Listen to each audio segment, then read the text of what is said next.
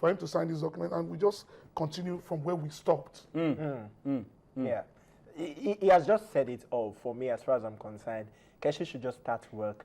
The game against Rwanda is just in about a week or two, less than 2 weeks from now. It's September 7. Okay, September 7, like give or take 3 weeks. 3 weeks. So we really need to start preparing. Before times, the home-based guys will have been at camp, in camp, trying as much as possible to start, and they're going to get some of those home-based guys, join them with those ones coming from Europe and wherever. And then there will also be a FIFA window. The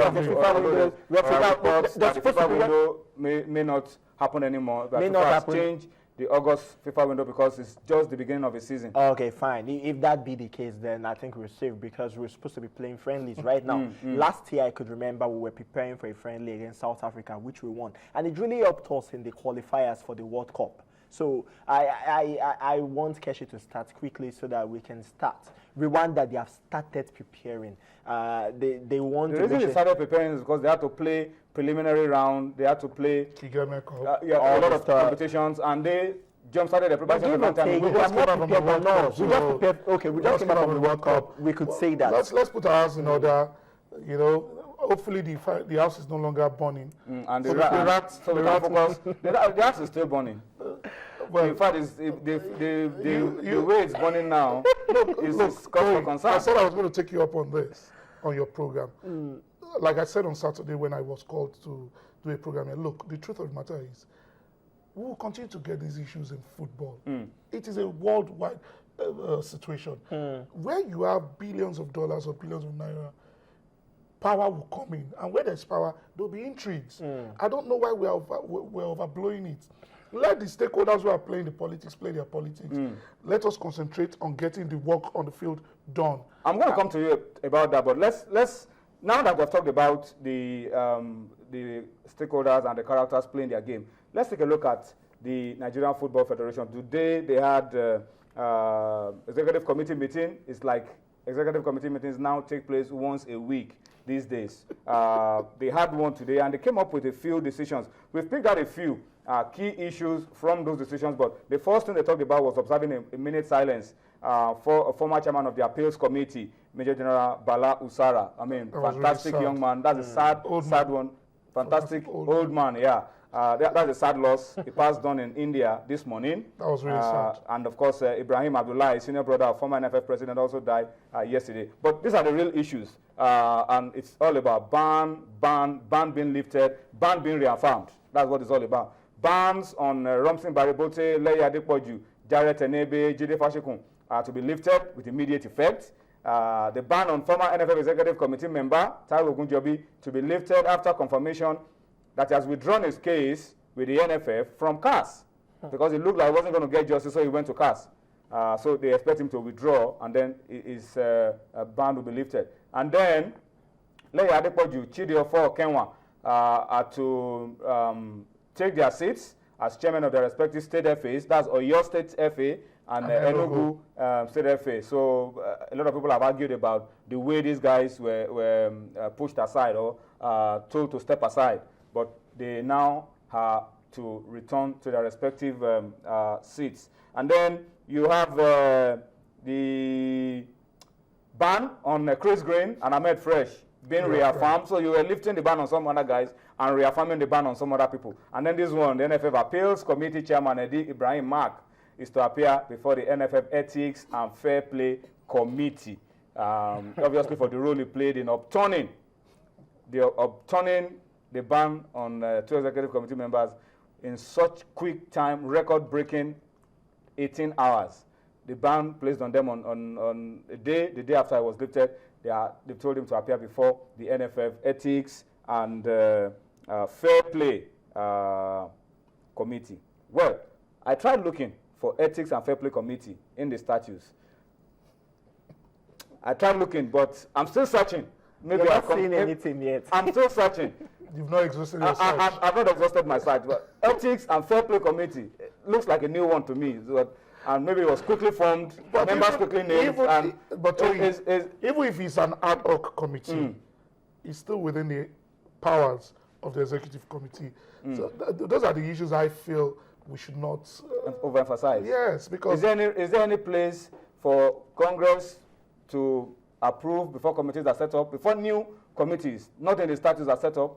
you need to go back to search. You have to keep looking around. Yeah, you have to keep searching for all of these things. I mean, technicalities, and then you don't know when you are breaching the statutes and when you are not breaching the statutes. You really have to be careful. And you see, and this has become something that is synonymous with our football.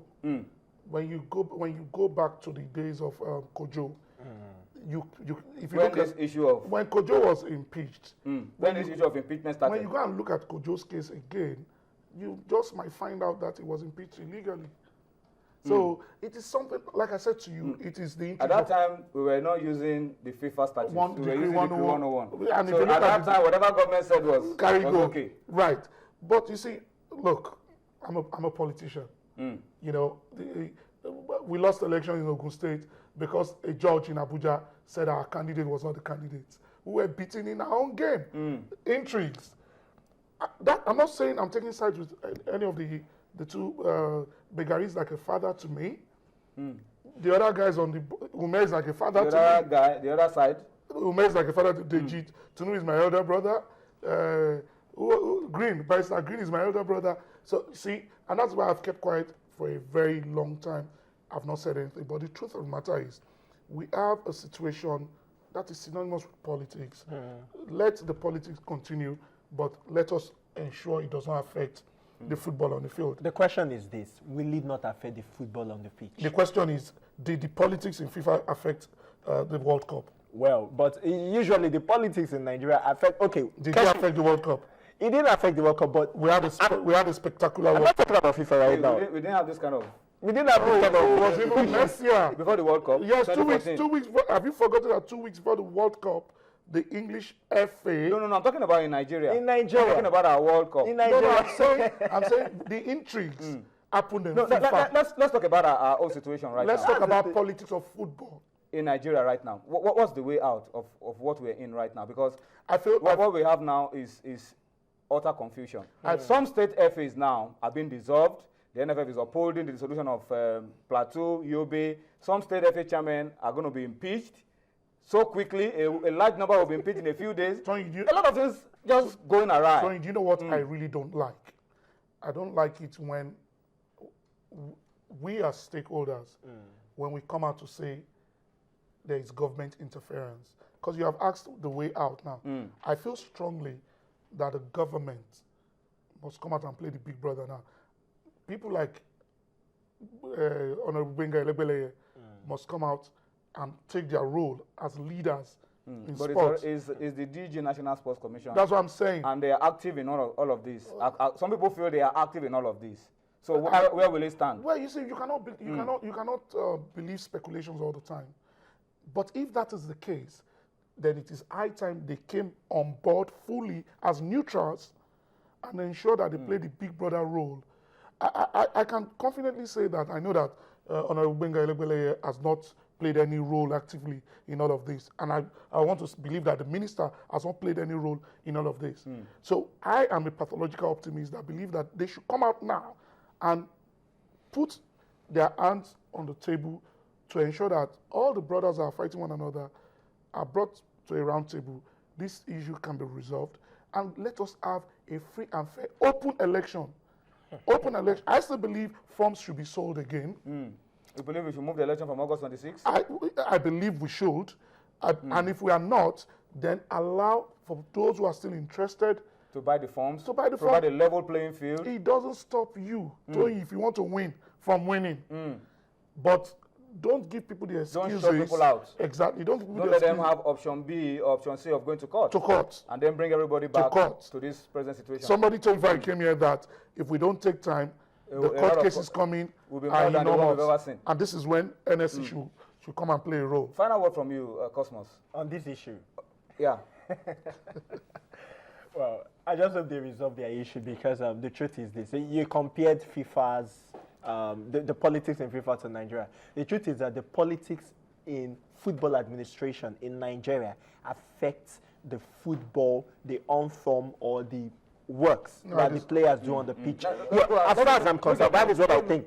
If that is not the case, why is that Keshi contract has not been renewed since the World Give Cup. me an example. Of course,